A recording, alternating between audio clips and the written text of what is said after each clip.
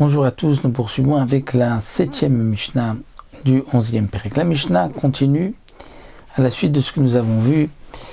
Nous avons vu que lorsqu'on avait entreposé du blé de terouma et qu'ensuite on l'a déplacé, on veut mettre du blé de choulin, on n'est pas obligé de ramasser chaque grain de terouma qui reste. On peut accepter un bitoul en mettant donc du blé de choulin à condition d'avoir balayé comme on avait l'habitude, donc d'arco normalement de balayer comme on le fait, et ensuite même s'il y a encore quelques grains de terouma, ils vont s'annuler dans les grains de choulin.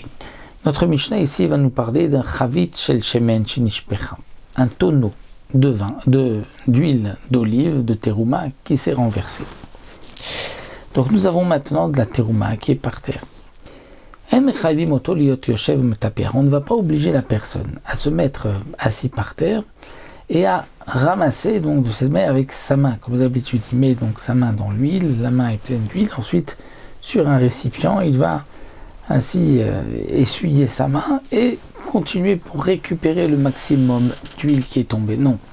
Et là, c'est-à-dire il devra se conduire avec de la même manière comme ce qu'il aurait fait, ce qu'il aurait pu faire si c'était de l'huile de choulin.